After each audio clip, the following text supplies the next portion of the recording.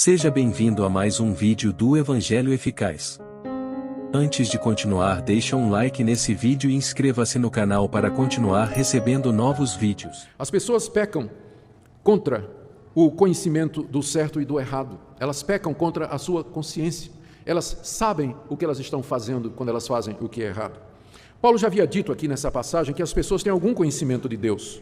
No verso 18, ele disse que a ira de Deus se revela do céu, se revela na nossa consciência. Diz no verso 19 que o que de Deus se pode conhecer é manifesto entre nós, na nossa consciência. No verso 20, ele fala de que os atributos de Deus são perceptíveis por meio das coisas que são criadas e que pelas obras da natureza nós conseguimos saber que há um Deus que existe antes da natureza, que criou todas as coisas, que Ele é todo-poderoso, onisciente, onipotente e que Ele é distinto da natureza. Paulo havia falado desse conhecimento inato que nós temos na nossa consciência e também na natureza ao redor de nós. E por isso ele diz no final do verso 20 que os homens são indesculpáveis. Ninguém pode dizer que não tem conhecimento de Deus. Mas agora aqui no verso 32 ele avança mais um pouco e diz que o homem não somente tem conhecimento de que existe um Deus, que esse Deus é o Criador de todas as coisas, que esse Deus é santo, justo, bom e verdadeiro, mas agora Paulo diz que os homens também têm conhecimento de que há uma sentença de morte passada sobre aqueles que praticam tais coisas. Esse é o conhecimento.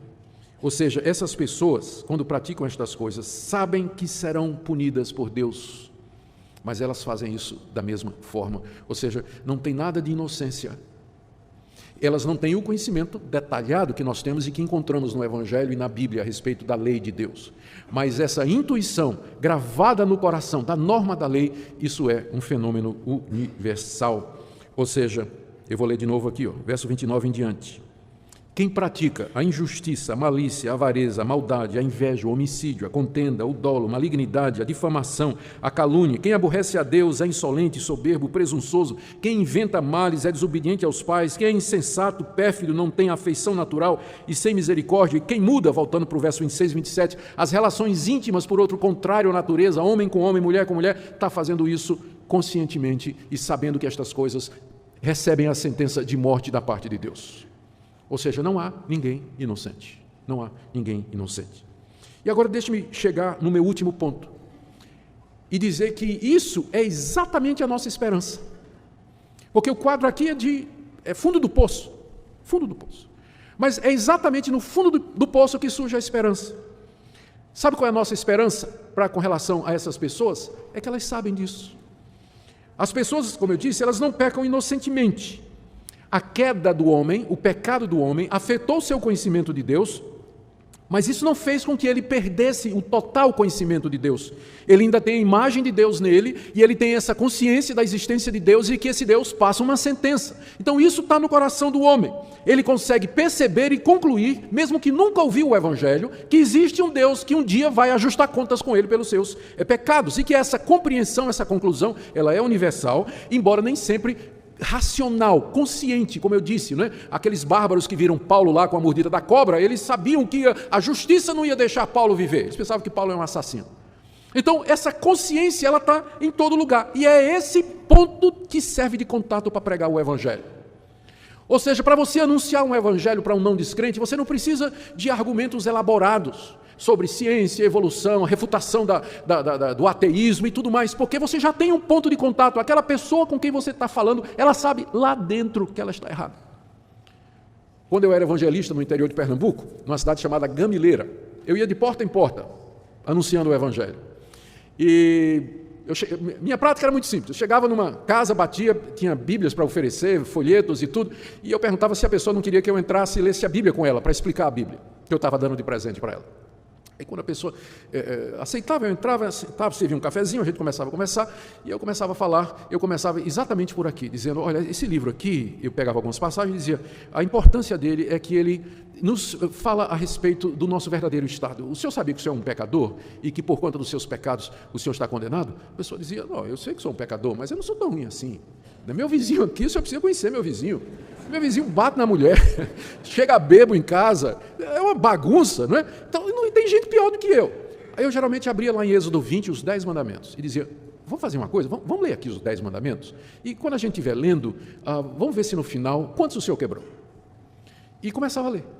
lendo conforme Jesus nos ensinou a ler, não é? Não adulterarás significa não somente ir para a cama com quem não é meu cônjuge, mas eu querer isso na minha cabeça. Começamos a ler. Chegava no 5º mandamento, 6º, já notava a queda do semblante. Alguma coisa lá dentro na consciência dele estava dizendo, isso aí é verdade, você sabe disso. Lá dentro na consciência, a vozinha dizia, esse rapaz está dizendo a verdade. E não foram poucos, né, que depois disso eles se abriam para dizer, mas então o que é que eu faço? E aí chegava o Evangelho. Então, o fundo do poço, que é isso, as pessoas pecam contra a consciência, elas pecam sabendo, elas encorajam outros e vão cada vez mais fundo no pecado, é exatamente a nossa oportunidade, é o ponto de contato, que nós podemos chegar para elas e dizer, sabe essa culpa, essa angústia, esse vazio, essa solidão que você não consegue preencher com nada, sabe de onde vem? É exatamente da lei de Deus gravada no coração e a consciência que você tem de que um dia esse Deus haverá de trazer você a julgamento por tudo que você faz. E eu queria dizer a você que há perdão nessa noite, ou nesse dia, nessa ocasião. Eu quero lhe trazer o Evangelho de Jesus Cristo, pelo qual Deus perdoa pecadores como você e como eu. Uma porta de contato. Já é um caminho, uma ponte que você constrói com o mundo pagão. Aqui eu quero terminar com algumas aplicações práticas dessa passagem tão importante para nós. Primeiro, quero me dirigir nessa noite a você que está aqui e que vem desafiando a Deus, insistindo em viver uma vida no pecado. Você que está aqui nessa noite e que ouviu o que eu estou falando e que Deus falou ao seu coração que isso aqui é sobre você. Você vem insistindo em fazer alguma coisa que você sabe que é errada. Pode ser que você tenha alguns momentos de lucidez em que você diga assim, isso não vai dar certo, isso lá na frente vai acontecer alguma coisa comigo. Eu quero dizer que isso é a voz do Espírito Santo falando na sua consciência. Lá no íntimo você sabe que essa voz está dizendo a verdade, que há uma consequência para o que você está falando. E hoje à noite você está ouvindo isso da palavra de Deus. Que cedo ou tarde o seu pecado vai lhe achar. Cedo ou tarde o seu pecado vai lhe achar. Por isso, enquanto você tem a oportunidade, busque ao Senhor enquanto você pode achar. Enquanto Ele lhe dá a oportunidade, se converta desse caminho. Se humilhe diante de Deus, peça perdão a Deus, peça graça a Deus, procure ajuda.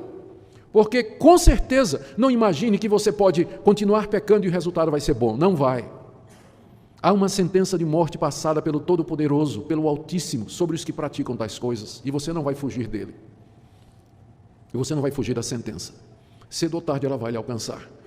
Enquanto você tem a oportunidade, se arrependa e creia.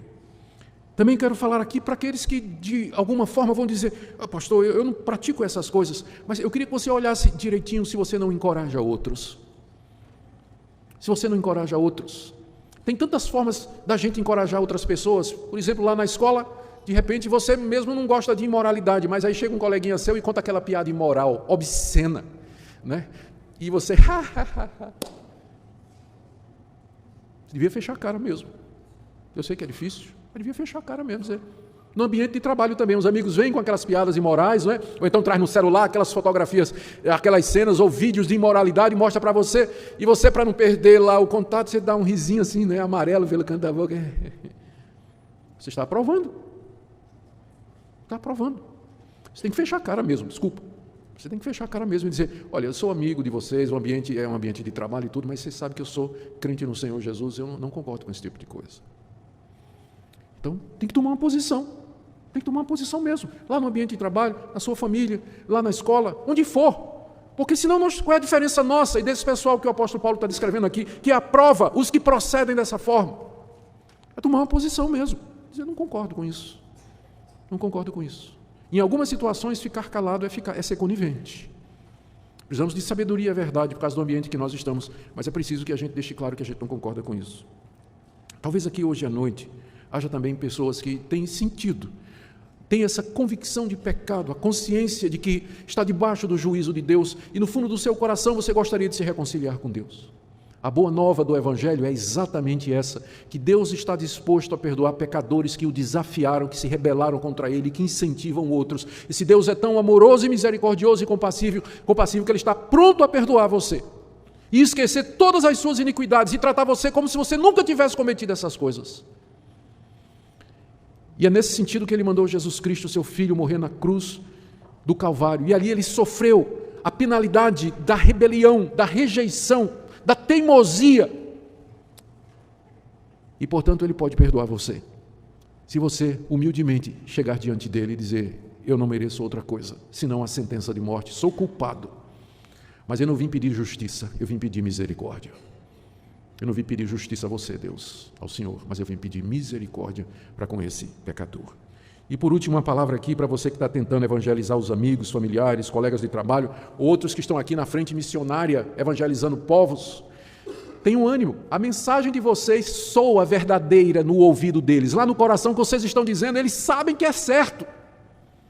Eles sufocam, eles não querem admitir, eles lutam, eles vêm com teorias, tentam justificar, mas saiba pela Bíblia que lá no fundo eles conhecem a sentença de Deus. E o que você está dizendo, lá dentro a vozinha está concordando, ele está dizendo a verdade. Cala a boca, ele vai dizer isso, né? Vai tentar abafar a consciência, mas ela vai dizer que é verdade. Então, há um ponto de contato, explore isso, fale disso. É daí que começa. Às vezes não adianta argumento muito filosófico, né? Vamos falar sobre ateísmo, vamos falar sobre evolucionismo, apologética, discutir. Às vezes, essa abordagem simples, com esse ponto de contato, talvez ajude você a alcançar o coração do seu vizinho, amigo, colega, enfim, na situação que Deus colocou você.